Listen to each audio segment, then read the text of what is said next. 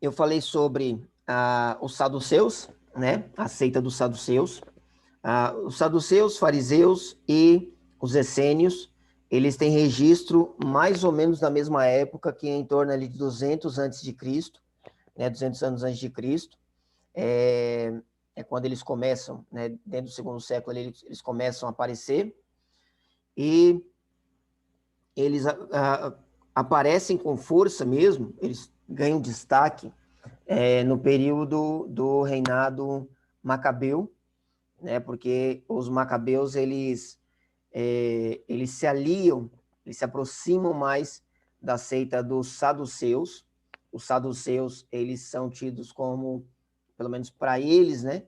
Eles são os sacerdotes verdadeiros, porque saduceu vem de Sadoqueu, de Sadoc, de Zadok, né? Eles são linhagem de Zadok. Zadok foi o primeiro sumo sacerdote no templo de Salomão. Então eles têm, meu pai. Então eles têm que eles são os sacerdotes principais, né? E aí nós temos os fariseus. Fariseus vem de o termo usado, traduzido, né? De fariseu é separado, porque eles se consideravam separados. Eles não viviam separados, mas se consideravam separados numa santidade separada dos outros. E aí nós temos os essênios, que eram, o nome essênio vem de piedoso, a tradução para o nome essênio é piedoso, só que piedoso entre eles, porque eles sim viviam separados, eles viviam no deserto, não só por escolha, mas também porque eles foram expulsos, eles foram perseguidos, né? Então eles foram para o deserto, e entre eles, eles dividiam tudo que eles tinham, né? Eles viviam no deserto, e não tinham bens, né? Eles dividiam a comida, né? Eles tinham os rituais de purificação, com vários batismos, né, por assim dizer. Não era exatamente batismo, eram purificações que eles faziam o tempo todo. Eles não batizavam uma vez para entrar na seita, eles mergulhavam o tempo todo, lavavam suas roupas o tempo todo, lavavam comida, lavavam tudo que eles tinham, porque eles queriam se purificar de tudo, né? Então, tinha essas 3 seitas grandes, tinha outras menores, e aí, no começo do primeiro século, aparece uma outra seita, que são os zelotas, ou zelotes, que vem de zelo, né? Eles eram, segundo eles próprios, eles eram zelosos em relação à lei, segundo os costumes, né? Só que, qual que é a reclamação que eles vêm fazer? Eles não vêm se mostrar, eles não aparecem assim, como grandes zelosos, por causa da lei, por causa dos costumes. Não, eles explodem, né? Eles aparecem com muita força por causa dos tributos. Então, eles consideravam que os judeus não poderiam pagar tributo para Roma. Por quê? Porque o tributo é um serviço a um senhor. E eles diziam, não tem outro senhor a não ser Yahvé, a não ser o nosso Deus. Nosso Deus é o único senhor. Se a gente presta um tributo, se a gente paga um tributo, a gente está cometendo idolatria. Então, a briga deles foi por causa do tributo. A gente lê lá... Travou pra mim. Travou? Agora voltou, agora voltou. Pode ser a internet. A gente lê lá na Bíblia que tem um episódio onde alguns homens procuram experimentar Jesus e eles falam assim, mestre, é lícito pagar tributo a Roma? E aí Jesus pede uma moeda, né, e fala de quem é essa esfinge, aí falam de César, aí Jesus fala, dá a César o que é de César e a Deus aquilo que é de Deus. E aí, de certa forma, Jesus parece não aderir à ideia dos zelotas, né? Muito provavelmente quem fez essa pergunta foi um zelota. Os zelotas que provavelmente estavam ali testando Jesus. Há também indícios, né, alguns afirmam que o Judas Iscariotes, ele era um zelota, ele era da tribo dos zelotas, da tribo não, da seita, a tribo dele era Iscariote, mas ele era da seita dos zelotas, e talvez por isso ele tenha se revoltado mais com Jesus, porque ele esperava aquele Messias que ia se rebelar contra Roma, né? Os zelotas, eles tinham essa ideia de se rebelar contra Roma por causa dos tributos, tá? Esse foi o primeiro estopim.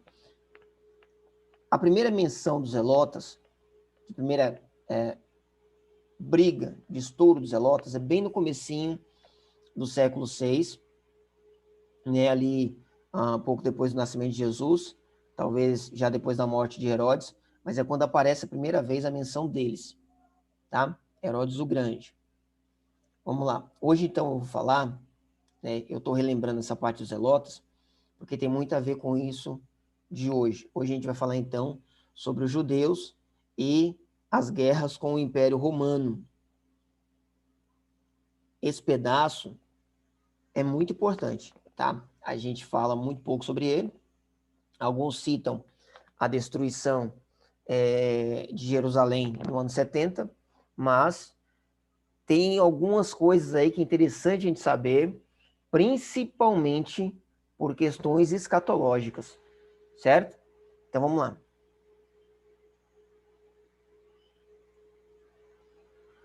Primeira Guerra Judaico-Romana.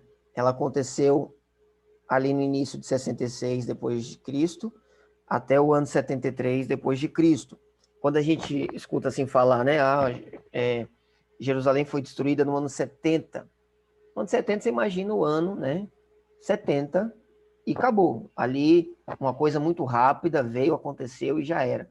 Não foi bem assim, foi mais demorado, levou cerca de uns 7 anos para acontecer essa guerra. E por que aconteceu essa guerra? Bom, também é chamado de a Grande Revolta, né? E ela aconteceu por quê? Por causa das tensões religiosas que estavam sendo evoluídas, por causa dos protestos contra os pagamentos de tributos. Então, quem estava protestando? Quem é que estava incentivando o povo a protestar? Os zelotas, os zelotes. Eles estavam atiçando o povo porque eles achavam extremamente errado pagar tributo. Então, eles revoltavam a população, eles incentivavam a população e eles causavam muita confusão. Os zelotas, eles eram muito parecidos doutrinariamente com os fariseus, só que eles eram terroristas. O Flávio Joséfo, ele escreve sobre os zelotas e fala que eles andavam com punhais embaixo das suas roupas. E toda a oportunidade que eles tinham, eles atacavam os soldados romanos. Tá? Então, eles eram extremamente agressivos, né? Eles não tinham a ideia de só protestar, mas eles tinham a ideia de infligir raiva na população, revolta mesmo contra Roma. E aí, né, esses atos de violência que eles praticavam, aos poucos iam tomando o restante da população, né? As pessoas se sentem atraídas, né, por essas revoluções mais pesadas, mais de guerra mesmo, mais de guerrilha, né, essas brigas mesmo. A gente pode ver como alguns movimentos acontecem aí ao redor do mundo, a gente vê estourando nas manifestações de quebra-quebra. E para piorar, né, ainda os procuradores romanos, eles abusavam um pouco, né? Então, eles, para suprimir os zelotas, eles utilizavam de muita violência também, e isso contra todos os judeus. Então, eles não iam só atrás dos zelotas, mas eles colocavam todos os judeus num barco só, num cesto só, eles eram violentos com os judeus, o que fazia com que o povo judeu apoiasse mais ainda os zelotas.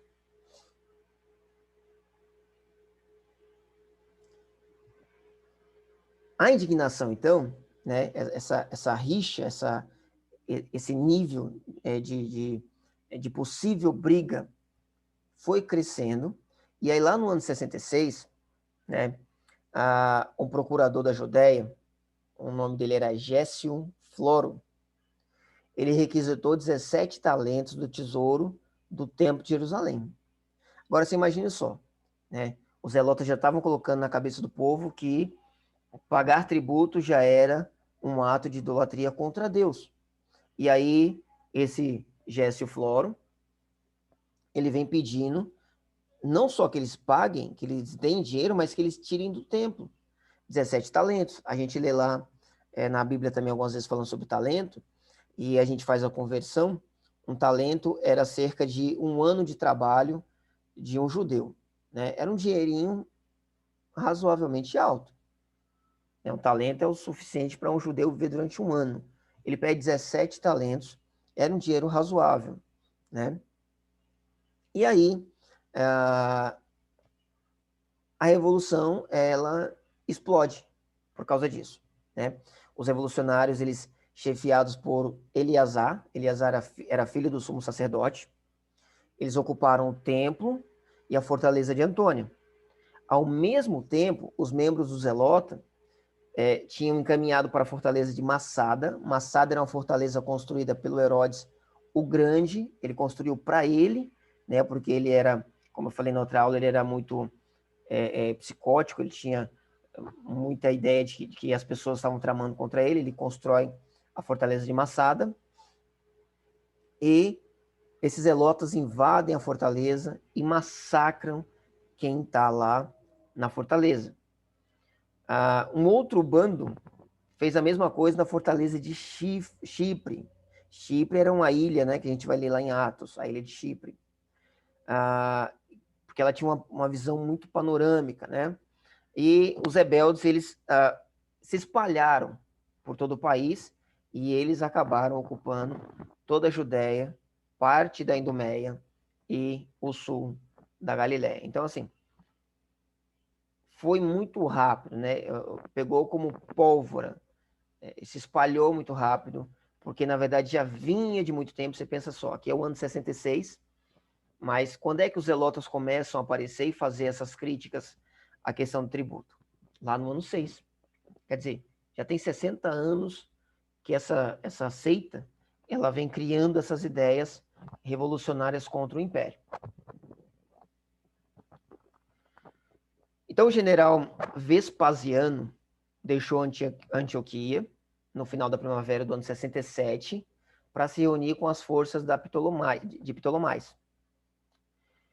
O Vespasiano, ele era na época general de Roma, mas ele era já o futuro imperador. O Vespasiano, ele seria o imperador dali a pouco tempo, já estava certo que ele seria o imperador, né? E ele era, até o momento, um dos generais. Ele levou as suas tropas para leste e entrou na província, no interior da província, né? E foi metodicamente, ele foi planejando tomar uma de cada vez, né? Roma sempre foi muito estrategista. E aí, muito próximo dali, na fronteira da Síria, onde tinha poucas defesas, ele começou a atacar e, ao pôr do sol, ele já tinha tomado a cidade de Gabara. Isso num dia só. Japata era uma outra cidade. Peraí, minha cachorra está latindo, não sei se está atrapalhando vocês. Japata era uma outra cidade e era fortificada. E lá, o líder da resistência era um homem, um jovem de 30 anos, chamado José, que posteriormente assumiu o nome romano de Flávio Joséfo. Flávio Joséfo, vocês já ouviram falar, né? Amanda já ouviu, né, Amanda? Eu não. Eu nunca ouvi falar, não. Não? Se ela fosse... Tá dando uma chiada agora. Aí acho que é o seu microfone, mano. Eu tô ouvindo. Professor, Lá no curso que a gente fazia lá no Pastor Júnior, foi falado sobre ele, né? Sim, fala um pouco sobre Joséfo, né? Joséfo foi um historiador, eu vou falar um pouquinho dele já. Mas a Amanda nunca ouviu falar de Flávio Joséfo porque ela não é da Assembleia, né, Marco? Porque na Assembleia os pregadores gostam de pregar do Flávio Joséfo, né? Alguns pregam mais do Eu Flávio nunca ouvi falar Joséfo do dele, não. que dos evangelhos. Então, pregador de Assembleia ama o Flávio Joséfo. Então, vamos lá. Essa cidade, né, é a cidade de... Qual é o nome da cidade, gente? Jotapa, né? Ela tinha uma boa posição defensiva, né? Ela tinha penhascos de 3 lados dela e na frente dela tinha uma muralha muito grande. Então, ela era uma cidade muito bem fortificada, né? Quase que naturalmente, porque ela tinha seus penhascos e aí tinha uma muralha, né? Aí no 47º dia de cerco, olha só, uma das cidades, o Vespasiano levou um dia para tomar. Esta cidade, ele já estava no 47º dia de cerco, porque eles não conseguiam invadir, então eles cercaram a cidade, né? Cortaram água e tal, aquilo que, né, que se faz para tomar uma cidade muito fortificada. E aí eles mandaram, durante horas, um bombardeio furioso, né, muita artilharia, contra a cidade. E aí, enquanto eles estavam se abrigando, se protegendo do bombardeio, não com bombas, né, mas com flechas, lança, catapultas e tal. Então, quando eles estavam se protegendo disso, os soldados, eles tomaram as muralhas, eles conseguiram subir a muralha e tomaram a cidade, né? Tito, que é filho de Vespasiano, né, o Vespasiano general, Tito, filho do Vespasiano, também general. O general Tito e os legionários dele enxamearam, é assim que está escrito, encheram a cidade, né? E acabaram com aqueles que estavam defendendo a cidade, né?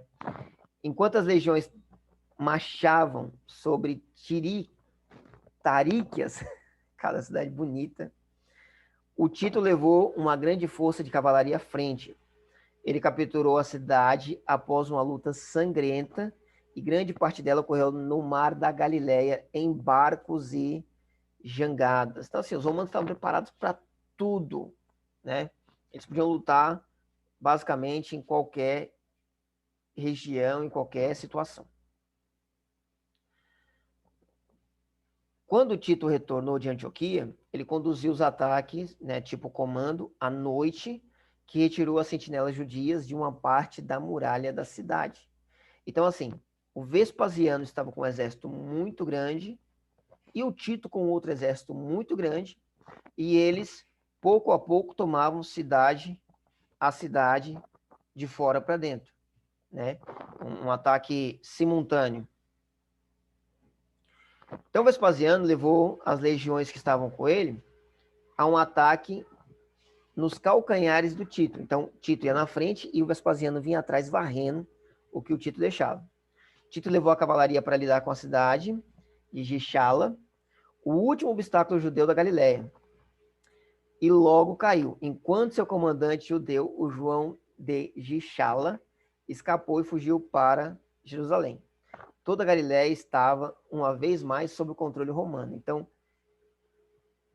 nós tínhamos lá, né, quando eu falei sobre o domínio de Herodes, eu mostrei que tinha uma separação, né? Eles dividiram em 3 partes. Você tinha a Galiléia, a Judéia e a Cirenaica, né? Que é a parte ali da... como é que é o nome? Onde Filipe estava governando. Esqueci agora. Esqueci. Mas tá na aula lá. Né? Então ele foi tomando passo a passo e conquistando de novo o domínio romano. Depois que eles cruzaram o rio, e voltaram para Jericó e destruíram as cidades e vilas ao longo do caminho. A Frenteses era uma legião romana muito grande, sitiou Jericó. E a cidade não tinha nem a situação, nem o poder de resistência que a Jafate tinha. E a fortaleza de Chipre foram atacadas pela Frenteses em maio. A capital judia estava agora efetivamente cercada e Vespasiano continuou para o Mar Morto exatamente um dia de marcha ao sul de Jerusalém. Então, eles foram de fora para dentro até eles cercarem Jerusalém. Tá? Jerusalém era onde era onde se refugiavam todos aqueles que conseguiam fugir do ataque romano. Tá? Então, meu pai, não vai ter jeito mesmo nesse negócio. Daqui a 10 minutos vai cair a aula, eu vou mandar o link de novo, tá, gente? Então, Jerusalém era o ponto aonde eles fugiam quando uma cidade, né, aqueles que estavam no comando da cidade, eles fugiam quando aquela cidade era dominada. Era o último ponto a ser dominado, era o meio da confusão, era Jerusalém. Isso levou alguns anos para acontecer, tá?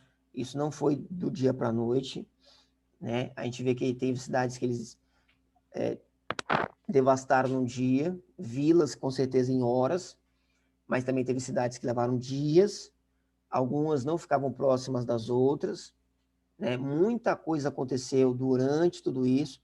Então, mesmo aqui eu fiz um resumo de muita coisa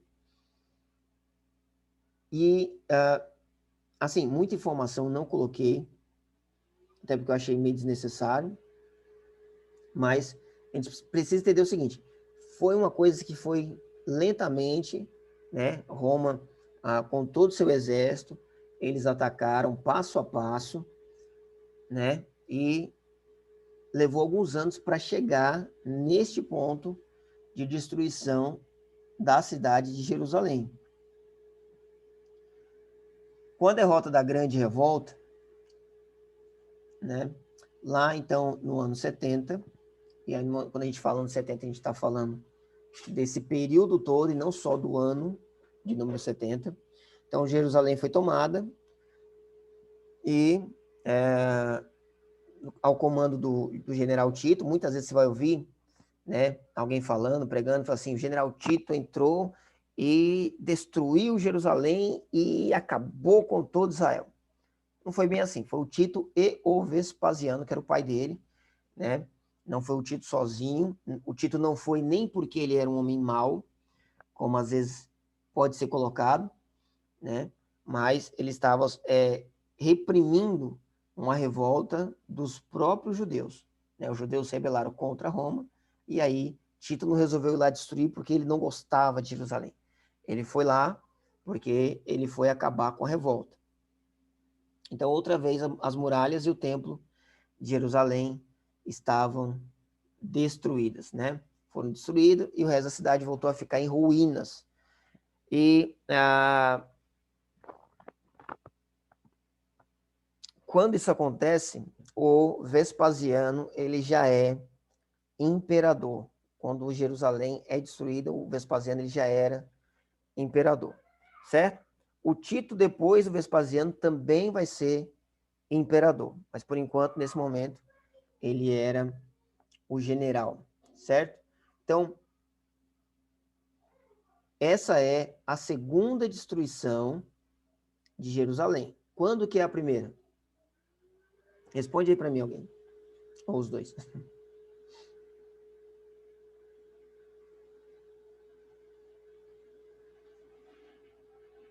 Alô? Oi? Quem me ouve diz amém. Amém. Primeira destruição de Jerusalém acontece quando? Ih, eu esqueci. Babilônia. Não é Babilônia que destrói Jerusalém a primeira vez? Sim. Babilônia, né? Então, lá quando eles são levados cativo, na terceira leva, a Babilônia faz 3 levas de cativo. Na terceira leva, ela destrói Jerusalém e destrói o templo. E aí depois é que Zorobabel vem e reconstrói o templo. Esse templo aqui de Herodes é o mesmo templo ainda de Zorobabel. Ele reforma e deixa ele maior, né? Mas é o mesmo templo. E essa é a segunda destruição de Jerusalém, tá? Vamos lá. Vocês viram que eu falei, então, do Flávio Josefo, né? Flávio Josefo era um dos líderes da revolta, né? Que estava lá naquela cidade poderosa que levou muito tempo para ser invadida, certo? Vamos falar um pouco, então, sobre o Flávio Josefo, para a gente conhecer ele. O Flávio Josefo, ou também conhecido pelo seu nome hebraico, Yosef ben Matitiahu, que significa José, filho de Matias, e depois que se tornou cidadão romano, passou a ser chamado de Tito Flávio Josefo. Ele adotou o nome do imperador. Ele é um historiador apologista judaico-romano. O que é um apologista? Apologia é defesa de algo, né? O apologista é quem faz uma defesa, né? Ele é um historiador apologista. Ele escreve os seus relatos sobre o que aconteceu e ele se enquadra nesse estilo de escrita que é a apologética, porque ele faz uma defesa a Roma. Por incrível que pareça, ele era um dos líderes da revolução contra Roma. Depois ele se torna um cidadão romano e escreve fazendo uma certa defesa a Roma. Como isso aconteceu?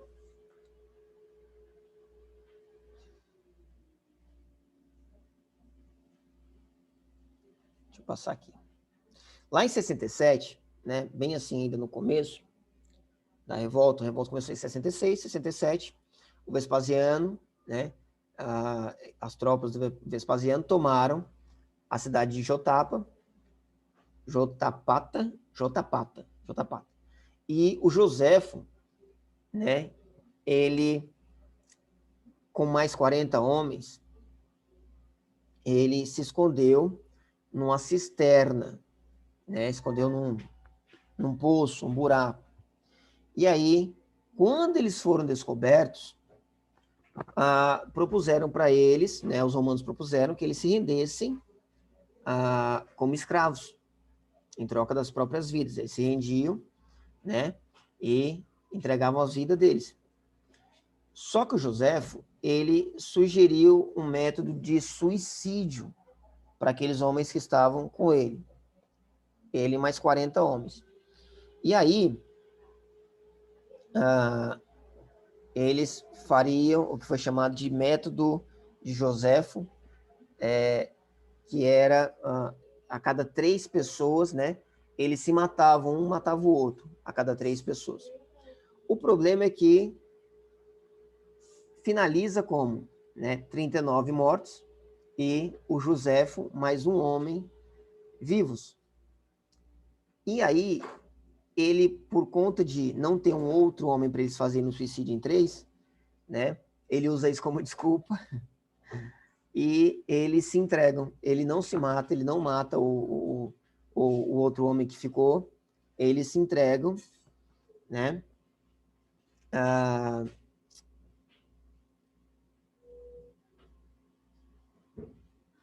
E aí ele foi levado como prisioneiro, certo? Em 69, ele passa 2 anos preso. Em 69, ele foi libertado. E, de acordo com o próprio relato dele, ele mesmo escreve isso, né? Ele teve um papel importante, com muito relevo, como negociador com as tropas da resistência durante o cerco de Jerusalém. Então, em 70, né, após o ano 70, ele foi bem aceito e assumiu o nome romano do seu protetor, o Flávio Vespasiano, certo? E recebeu a cidadania romana. Então, o Joséfo, inicialmente, ele era parte dos zelotas. Ele conta nos seus relatos que primeiro ele fez parte dos fariseus. Também fala que ele teve muita simpatia com os essênios e depois ele acaba fazendo parte dos zelotas. E aí ele participa dessa guerra contra Roma, mas quando ele é capturado, né, ele se entrega porque ele decide não se matar. Ele propõe a ideia de todo mundo se suicidar, mas ele decide não fazer depois. Talvez, né, não quis, desistiu na hora, ficou com medo de morrer. E ele se entrega para Roma, passa 2 anos preso, e depois ele acaba sendo solto e faz parte do grupo ali do Vespasiano, dando informações sobre como é que era lá os rebeldes, como é que eles agiam, né? E foi um aliado de Roma, né? Ele passou a dar várias informações, fez algumas negociações com os judeus, né? E depois da destruição de Jerusalém, ele recebeu, né, a cidadania romana e adotou o nome de Flávio Joséfus. Peraí. O Marquinhos está entrando.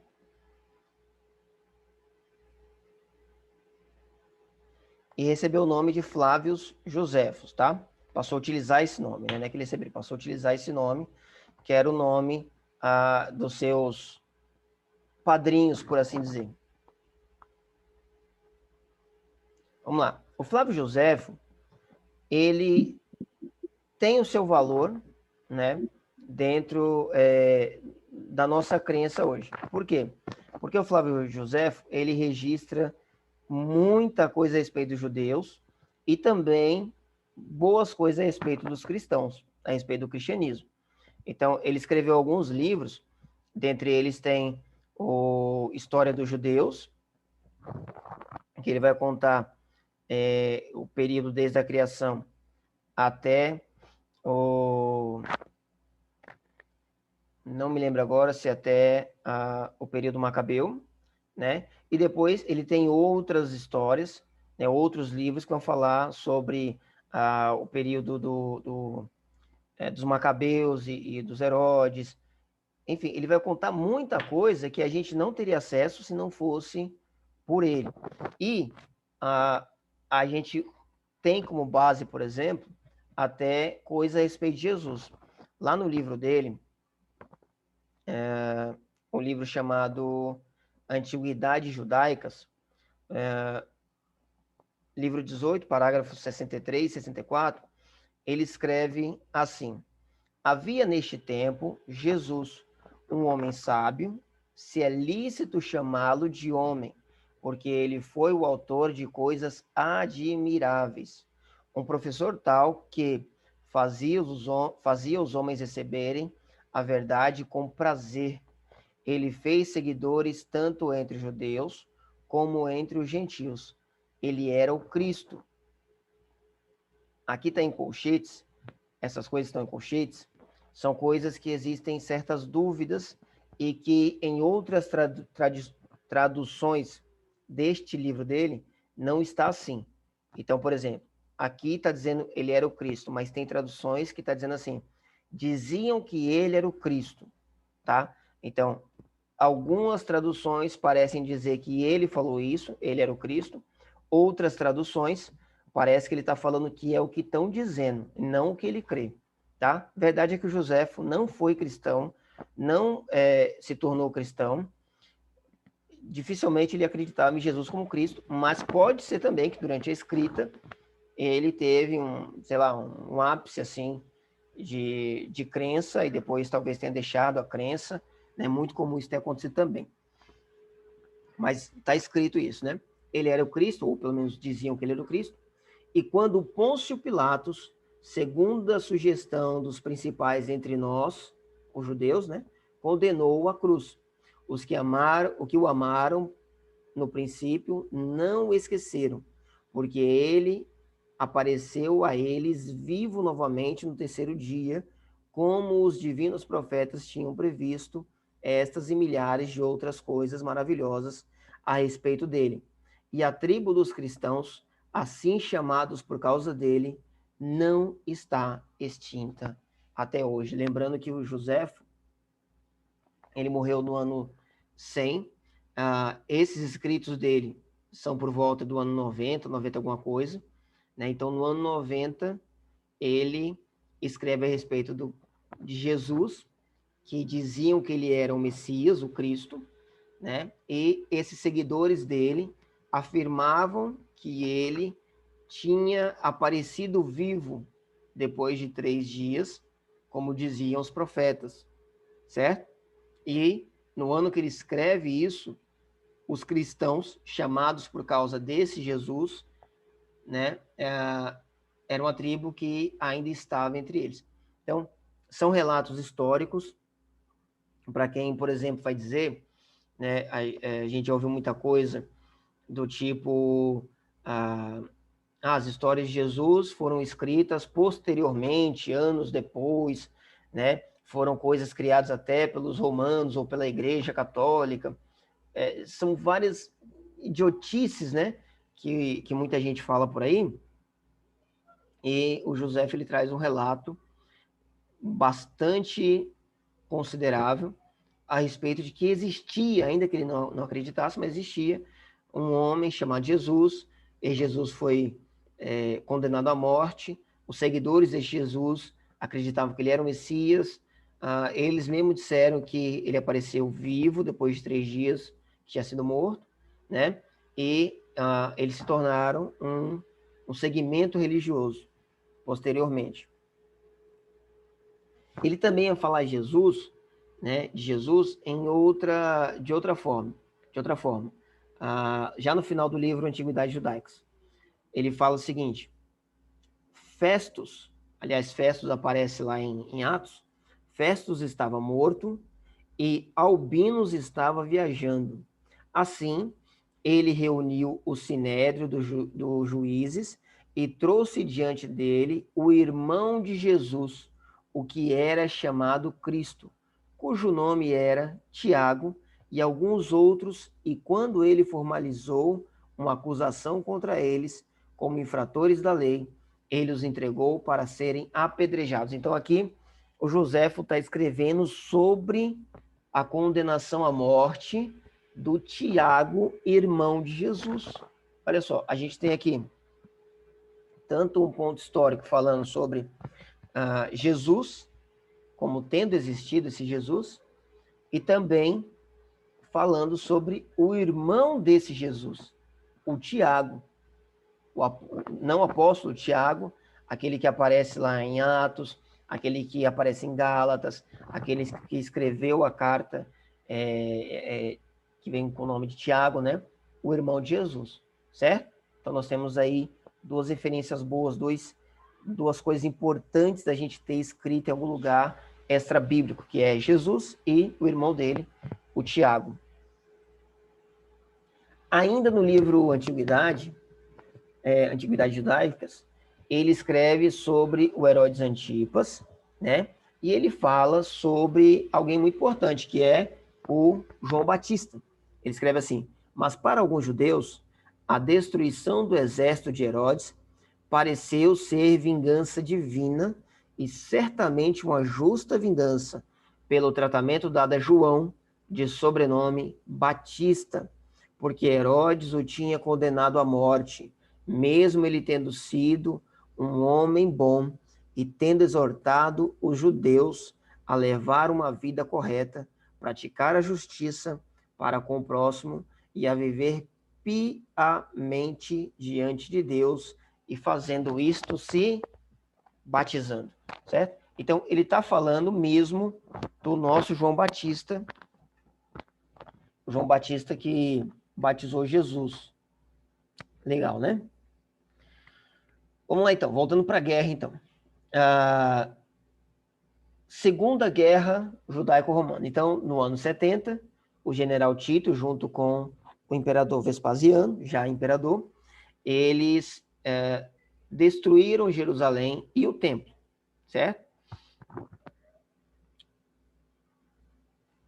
Os judeus, boa parte deles ainda moravam ali na Judéia, nos arredores. Jerusalém foi destruída, mas todo o restante da Judéia ainda era povoada. E aí, essa segunda guerra, ela é chamada também de Guerra de Quitos, ou a rebelião do exílio, tá? Ela aconteceu lá por volta do ano 115 até o ano 117, 2 anos de guerra, durante o governo do imperador Trajano, envolvendo quem? As comunidades da diáspora. O que é a diáspora? O termo diáspora, ele é usado para definir quando um povo é expulso da sua região. Então, os judeus foram expulsos da região que eles estavam, né? Isso é uma diáspora. Eles são mandados embora. Esse termo não se aplica só a judeus, mas ele ficou meio que exclusivo dos judeus por eles terem passado, né, por duas diásporas, né? A diáspora lá da Babilônia e agora essa diáspora de Roma. O termo Quitos é uma referência do nome do general romano Lísio Quieto. Tá? Então, Guerra de Quitos é referência ao nome desse general. Após o fracasso da Primeira Guerra Judaica, né, depois que fracassou, que o templo foi destruído e tudo, o governo romano transformou uma contribuição anual que os judeus da diáspora enviavam para a manutenção do seu templo, eles transformaram em um imposto destinado ao templo de Júpiter. Então, assim, os judeus eles tinham uma contribuição que eles enviavam para o templo, né, para a manutenção do templo. Era o dízimo, eram ofertas, né, eles tinham aquela contribuição que eles enviavam para o templo.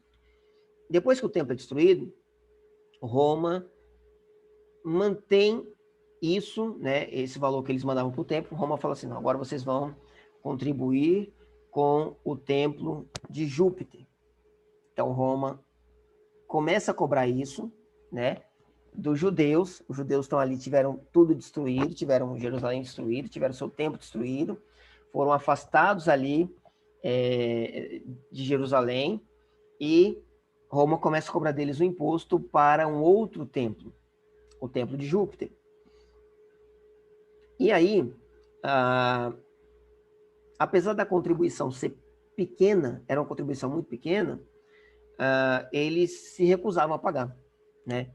Eles não aceitavam isso, pagar um dinheiro que era para o templo dos judeus, eles terem que mandar agora para o templo de Júpiter, né? Júpiter, que aliás é o Zeus, né?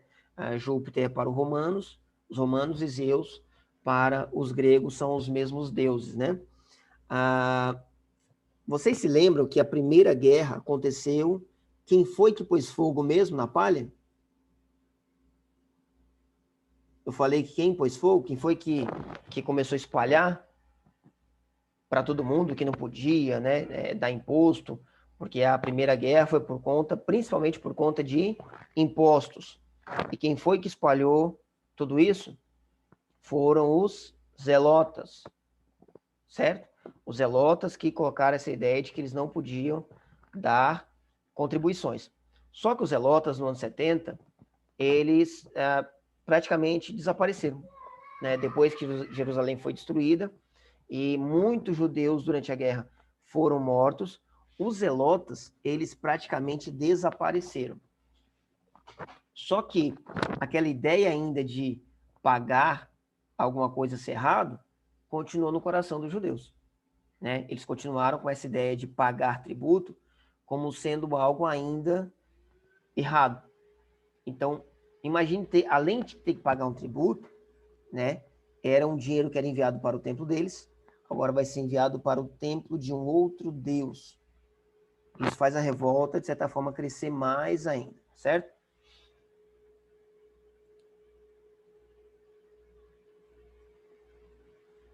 Deixa eu mudar aqui. Vamos lá. Pouco tempo depois, na província da Cirenaica, um tecelão judeu chamado Jonatas, declarando-se possuidor de autoridade messiânica. Olha só, esse homem, Jonatas, ele se declarou o Cristo. Ele se declarou o ungido de Deus, o Messias, certo? E ele conduziu seus seguidores ao deserto para esperar prodígios que anunciariam o advento do reino de Deus. Então, ele começou a anunciar que ele era o Cristo, que ele era o descendente de Davi, que ele tinha autoridade messiânica. Algumas pessoas começaram a seguir ele e depois, quando o grupo já estava grande, ele leva esse povo para o deserto para ele dizer que o reino de Deus estava vindo. E estava vindo no comando de quem? No comando dele, porque ele era o Cristo, né? Embora esse povo tivesse desarmado, eles foram atacados pelos romanos, né? Os romanos vendo que estava se levantando uma possível trama, uma possível rebelião contra Roma. Então os romanos vão lá e atacam eles, matam alguns, torturam outros, né?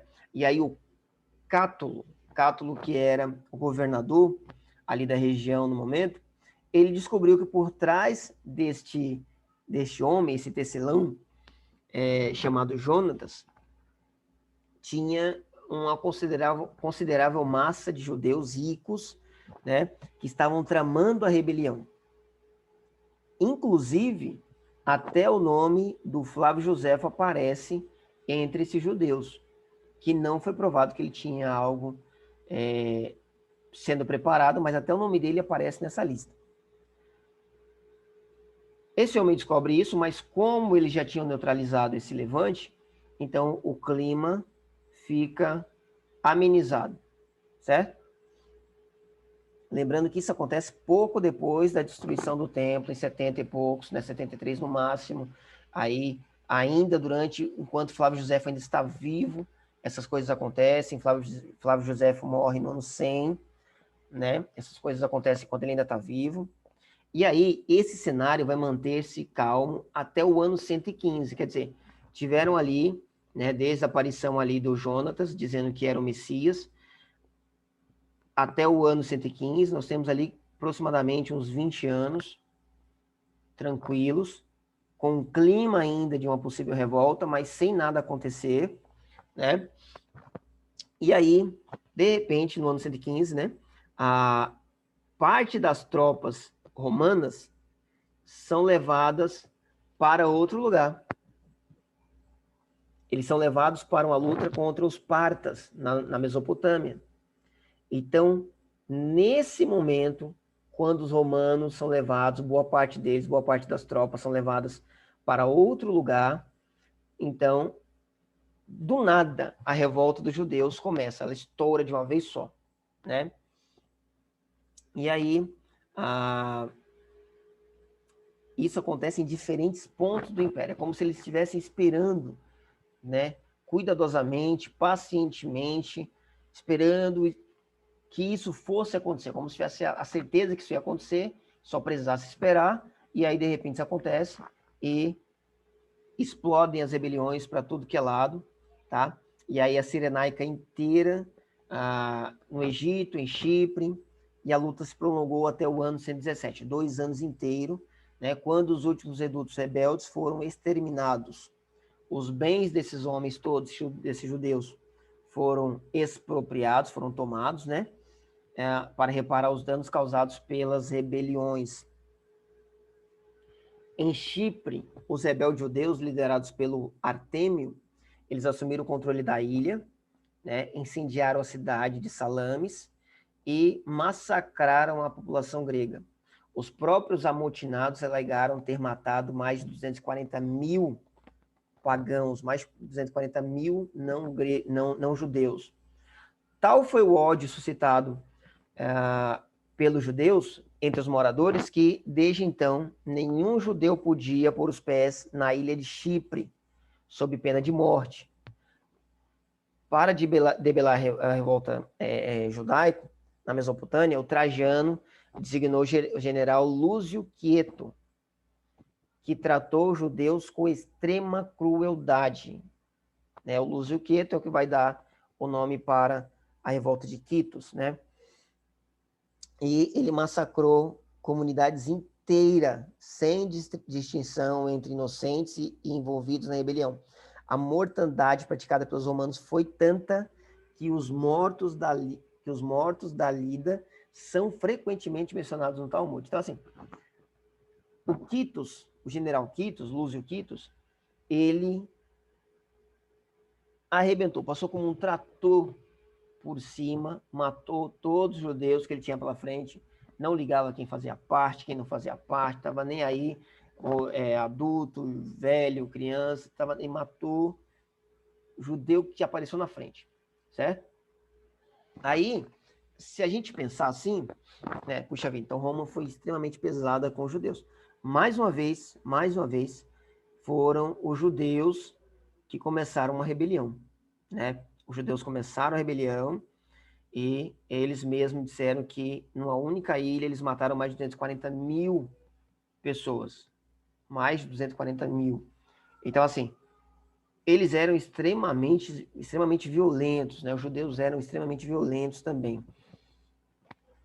Segundo alguns relatos históricos, os judeus eles utilizavam táticas de guerra que era passada de geração desde Josué. Desde Josué existiam táticas de guerra que eles utilizavam. Por isso que os judeus eram muito implacáveis. Você vê, Roma inteira, né? Roma era um império muito poderoso, eles tinham armas, eles tinham artilharia, eles tinham cavalos, né? Você imagina, uma legião mais 6.000, e legiões atacavam os judeus, e mesmo assim eles demoravam muito tempo para conseguir vencer uma batalha contra os judeus, porque eles eram bons guerrilheiros e eles eram muito violentos. E aí nós tivemos ainda uma terceira guerra judaico-romana, que foi também chamada de Revolta de Bar Kokhbas. Essa foi uma rebelião dos judeus contra o Império Romano, que explodiu na Judéia em 132. Então, primeira guerra, anos 70, começou em 66, foi até 73. Segunda guerra, ano 115, até o ano 117. Terceira guerra agora começa no ano 132. O que se sabe dessa guerra é que após a viagem do imperador Adriano, lá nos anos 130, 131, ele deixou claro que ia revitalizar o helenismo. Vocês se lembram o que é helenismo? Eu falei em outras aulas aí. O que é o helenismo? Eu não lembro. Eu também não.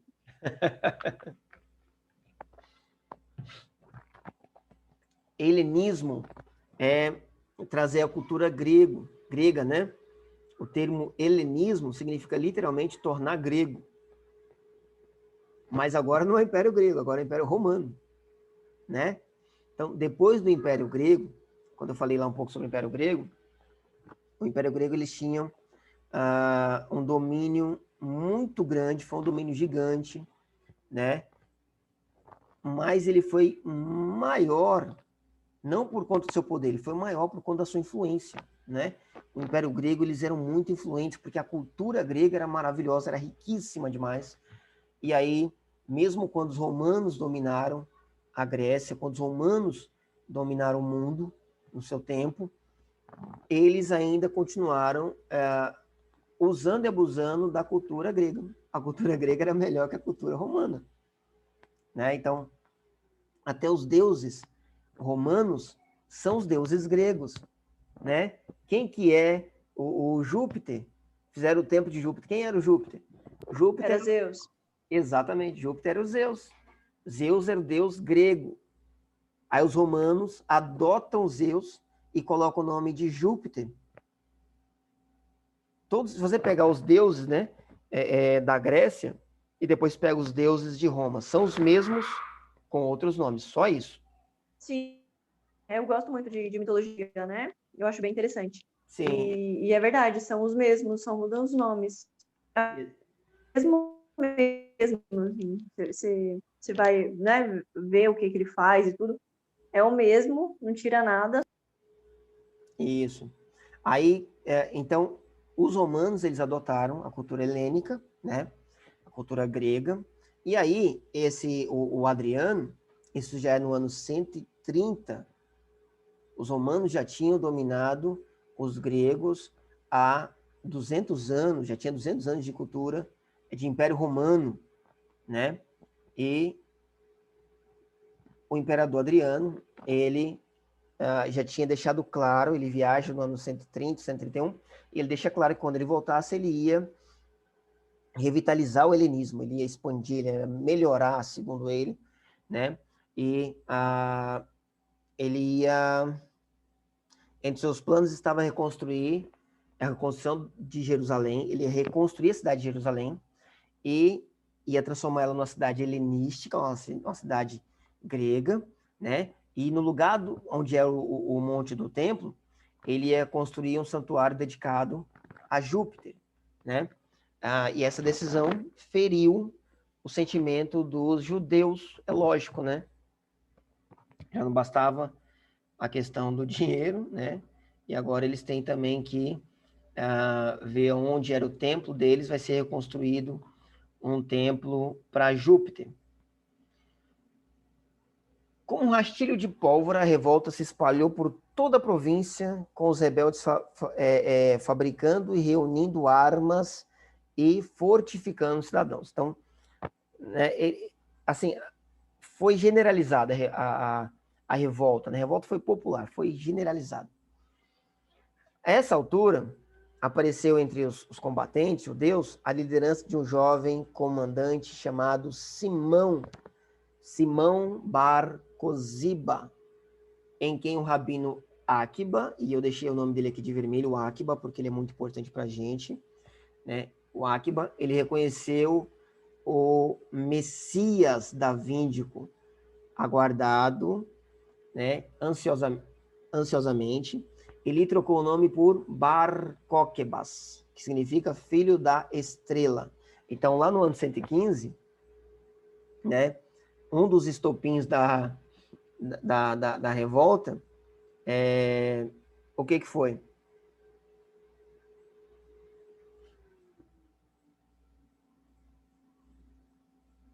O que foi um dos estopins da revolta?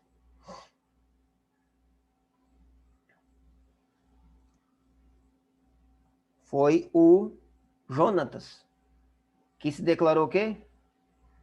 Messias. Né? O Jonas declarou Messias, arrastou alguns seguidores, os romanos atacaram ele, né? E depois disso aí é que, um pouco mais para frente, se levantou a revolta, né? E agora aqui em 132, nós também temos o Bar Kokhbas, né? O filho da estrela, tá? Bar Kokhbas significa filho da estrela. Quem colocou esse nome dele? O nome desse homem era Simão Bar Koziba. E o Akiba, o rabino Akiba, ele mudou o nome dele para Simão Bar Kokhbas, Simão, filho da estrela. Ele utilizou um texto que está lá em Números, que fala sobre a estrela que se levantaria, né, que provavelmente foi o texto que os magos conheciam e por isso eles seguiram a estrela que vai até Jesus. Ele utilizou esse texto para se referir a esse Simão, né? E ele fala assim: uma estrela se levantou em Jerusalém. E aí muda o nome dele para Simão Bar Kokhbas. À frente dos seus comandados, o Simão entrou em Jerusalém, foi saudado como príncipe de Israel e proclamou a independência do Estado judeu. Moedas foram cunhadas com os dizeres: primeiro ano da libertação de Jerusalém e primeiro ano da redenção de Israel. Então, ele se proclamou Messias, ele teve o apoio do Aquiba, né, que mudou o nome dele. Esse Aquiba era extremamente respeitado. Com o apoio do Aquiba, né, aí pronto, que todo mundo seguiu ele mesmo. E ele entrou então em Jerusalém, foi chamado de príncipe e até moedas foram cunhadas, porque eles acreditavam, os judeus acreditavam que ele era o Messias. A situação se tornou tão séria que o Adriano despachou para a Judéia o seu melhor general, o Sexto Júlio Severo. Em 135, o Severo finalmente encurralou Bar-Cóquebas, em Betar, 6 milhas a sudoeste de Jerusalém. Apesar da coragem de seus defensores, o reduto foi invadido e os romanos massacraram todos os que encontraram. Foi o fim do Filho da Estrela e da terceira revolta judaica, tá? Terminada a guerra da Judéia, a Judéia estava devastada, né? O Dion Cássio, que foi um escritor, ele escreve o seguinte, que ela estava quase em um deserto, quer dizer, eles, no ano 70, destruíram Jerusalém, agora no ano 135, eles destroem toda a Judéia, toda a região inteira, a Judéia é grande, destruir tudo. Gente, mais 10 minutos e vai cair outra vez, tá? Infelizmente. Centenas de milhares de judeus morreram lutando de fome ou por doenças. Prisioneiros judeus abarrotavam o mercado de escravos, abaixando o preço dos cativos. Então, um escravo era mais barato do que um cavalo. Era mais caro você comprar um cavalo do que comprar um escravo judeu. Os inaptos a trabalhar eram enviados aos circos para virar palhaço? Não, para servir de entretenimento às plateias sanguinárias que apreciavam vê-los serem retalhados pelas lâminas dos gladiadores ou dilacerados pelas feras. Muito bem, então, nesse momento aqui, né, nesse fim de guerra, essa guerra agora que teve, foi a última guerra judaico-romana. Daqui, os judeus, eles não se levantam mais contra Roma, porque já quase não tem judeu, né? Eles foram expulsos, muitos deles morreram, não tinha mais força como nação para se levantar. Agora eu vou dar uma explicação sobre o Aquiba, tá? Quem era o Aquiba? Né? Ou Aquiva ben José. Aquiva, filho de José. Ele foi um tanaíta. O tanaíta era um termo usado para designar um sábio rabínico, né? Um tanaíta hebreu, que introduziu um novo método de interpretação da lei oral, o Halaká. Halaká, em uma tradução mais literal, significa caminho. Então, ele introduziu uma interpretação que foi conhecida como o caminho, porque algumas coisas na lei davam a entender que não era só questão de crença, mas a forma que você andava. Por exemplo, lugares estão escritos assim: se andares deste jeito, você terá paz, sabe? Então, ele introduziu essa ideia de que teria que ser vivido a lei, né? Hoje em dia ainda, o Halaká ainda é muito forte, ainda hoje entre os judeus. Cerca de 25% dos judeus hoje em Israel são halacaitas, tá? Devido à falta de amparo histórico, o seu nome virou assunto de inúmeras lendas populares. Apesar da rica quantidade de material proporcionado pela literatura rabínica, o retrato do homem que por quase 2000 anos traçou o caminho do rabinato é incompleto. Uma história completa do Rabi Akiba jamais foi escrita e por isso há tais lendas envolvendo esse personagem que é considerado no judaísmo como o Abba, o pai do judaísmo rabínico. Então, já tem quase 2000 anos, né? Até hoje, os ensinamentos do Akiba são seguidos, o Alaká foi desenvolvido por ele. 25% hoje dos judeus em Israel são alacaitas, eles são os considerados judeus ortodoxos, e eles enxergam o judeu dessa forma. Esses alacaitas, eles têm a ideia assim: se você anda no caminho judaico, você é judeu. Se você não anda, você não é judeu. Não importa que você nasceu filho de judeu ou nasceu na Judéia, isso não importa. O que importa é se você anda no caminho judaico. Eles são aquele nível mais extremo, né, de judaísmo. Acabou. Certo? Então, assim, esse Akiba, gente, ele vai ser ainda muito importante para a gente nas aulas de apologética. Apologética não, de escatologia, tá? Então é muito importante vocês gravarem esse nome. O Akiba, ele foi... existem muitas lendas sobre ele.